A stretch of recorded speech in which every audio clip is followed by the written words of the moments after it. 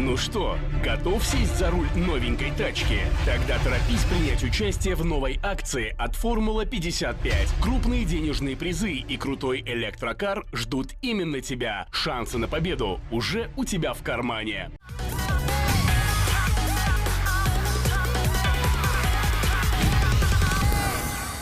салому дуруди бепоён ба кулли мухлисони барномаи дар шабакаҳои иҷтимоӣ. Фирдавси хурсанд топ хабарҳои варзиширо мегӯяд. оғоз мекунем.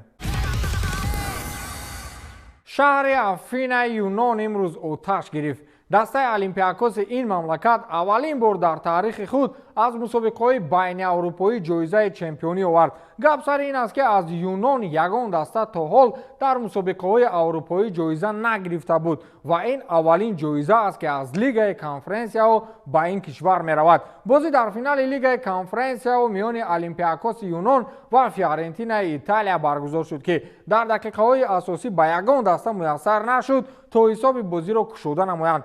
фақат Эл-Кааби дар дақиқаи 116 тавонист ба задан як гол даст ёбад ва бо голи ягонаи ин футболбоз бозӣ ба анҷом расиду Олимпиакос сеюмин дастае гардид ки дар ин мусобиқа чемпион мешавад. ҳоло дар Афина ба қавле туй аст. ба дидани ин манзара чунин ба назар мерасад ки кадом як ҷангали оташ гирифтааст. мардуми Афина ба кӯчаҳо баромада ин ғолибиятро ҷашн мегиранд. хулас Олимпиакос чемпиони лигаи конференсияҳо.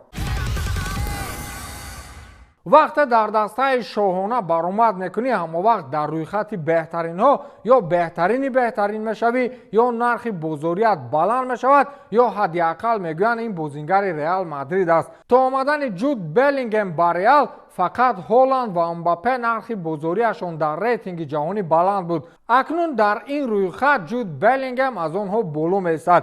Беллингем гаронарзиштарин бозингари ҷаҳон аз рӯи фарзияи CIS ё худ маркази байналмилалии таҳқиқоти варзишӣ гардид. ин маркази таҳқиқоти варзишӣ дар асоси омилҳои гуногун 10 футболбози гаронарзиши ҷаҳонро муайян кардааст. қиматтарин бозингар нимҳимоятгари дастаи Реал Мадрид Ҷуд Беллингем аст ки бештар аз 280 миллион евро арзиш дорад. 5 зинаи беҳтаринро футболбозони бошгоҳҳои шаҳри Мадрид ва ҳамчунин футболбозони Манчестер Сити ишғол карданд. дар симои ҳамин хариду фурӯши бозингарон дар арсаи футбол ман як чизро шабоҳат додам. ин монанди ҳамон қалинбозиҳои мо дар туйҳо мебошад. 30,000 қалин мебарӣ ва дар ҳаёт як бозингари нав мехарӣ. ин бозингар аз футболбозони ҷаҳонӣ ҳамин қадар фарқ дорад ки каме хатарнок аст. каме бозингари Олимпиакоси чемпион Эл-Каабиро таъриф мекунем. ин футболбоз коре кард ки на Роналду, на Месси, на ягон бозингари ҷаҳонӣ коро накардааст.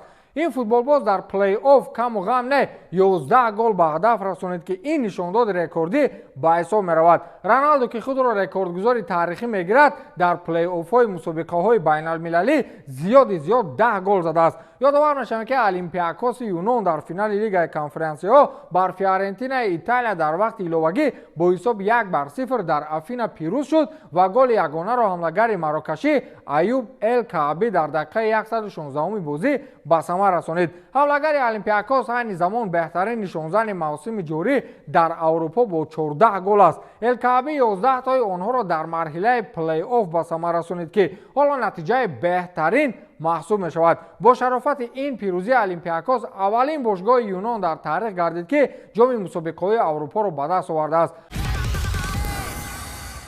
акнун меравем ба сайри тамошои одамони ҷиддӣ. голи Мессии нобиғаро кӣ тамошо кард? дар Иёлоти Муттаҳидаи Амрико бозии даври навбатии MLS баргузор шуд ки дар он Интер Майами дар майдони худ аз Аталанта бо ҳисоби 3-1 шикаст хӯрд. голи ягонаи мизбононро ҳамлагар Лионел Месси пас аз ассисти Серхио Бускетс ба сама расонид. аз ҳайати мизбонон голҳоро Саба Лобжанидзе, Дубл ва Тиаре марбути номи хеш карданд. бо вуҷуди мағлубият дастаи Дэвид Бекхэм бо 34 имтиёз аз 17 бозӣ дар садри ҷадвали мусобиқот қарор дорад. гап сар ин аст ки 3 бозии охир Лионел Месси ба задани гол даст наёфта буд ва инак марҳамат голи зебои Мессиро аз масофаи андак дур тамошо намоед. ба назар чунин мерасад ки Месси дар Барселона аст ва Бускетсу, Албау, Суарес ба ӯ кӯмак мекунанд.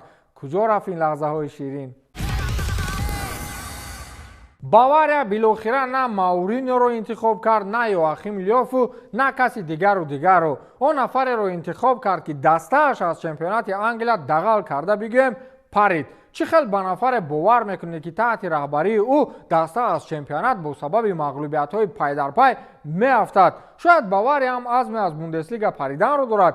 ин нафар венсан компанӣ мебошад ки ин мавсим дастаи бёрнлиро сармураббигӣ мекард ва ин тим дар охир аз премер-лигаи англия ба чемпионшип рафт. мутахассиси белгиягӣ бо бошгоҳи шаҳри мюнхен то соли 2027 шартнома баст. дар мавсими имсола бошгоҳи бёрли таҳти раҳбарии мураббии 38-сола аз премер-лига ба чемпионшип рафт. бавария қаблан эълон карда буд ки сармураббӣ томас тухел пас аз анҷоми мавсим дастаро тарк мекунад. компанӣ аввал дар андерлехт ба ҳайси мураббӣ кор кард ва пас аз он ба бёрли рафт ки дар охири мавсими 2022-23 бо ин даста ғолиби чемпионшип шуда тимро ба премер-лигаи англия бароварду боз онро ба ҷои пешинааш гусел кард.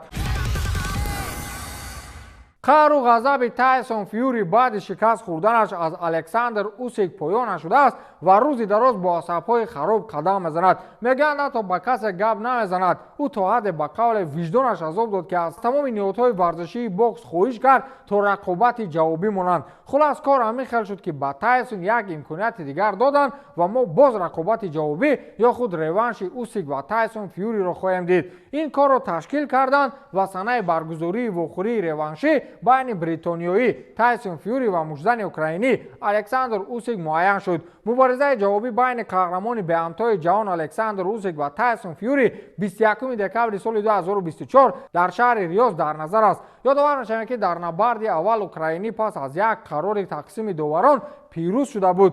ҳаёт ҳамин аст. маро дар бачагӣ дар гӯштини наврӯзӣ як бачаи назарногир зад. бовар кунед то ҳол аз пешам мебарояд, асабҳоям вайрон мешавад. дар ниҳоят расман Ханс Дитер Флик сармураббии ҷадиди бошгоҳи Барселона интихоб гардид. ананав акнун баъди чанд сол ақли дастаи каталонӣ даромад. дар ин бора дафтари матбуотии бошгоҳи каталонӣ хабар додааст. шартнома бо мутахассиси 59-солаи олмонӣ то 30 июни соли 2026 баста шудааст. флик аз замони тарки тими миллии олмон дар моҳи сентябри соли 2023 бекор буд. қаблан ӯ солҳои 2019 ва 2021 сармураббии бавария буд ва бо ин тим ду маротиба чемпиони бундеслига ва ғолиби лигаи чемпионҳо ва ғолиби суперҷоми олмон гардидааст. ёдовар мешавем ки рӯзи 24 май барселона эълон кард ки хави эрнандес аз вазифаи сармураббии даста барканор карда шуд. ҳо замони нав ба барса омаданаш ман гуфта будам ки роналд куман дастаро ҷазир кард, хави ҷазирбодаш мекунад. мухлисони барса хафа шуданд. ана дидед чӣ шуд? ба ҳамин тамом то дидори навбатӣ хайр.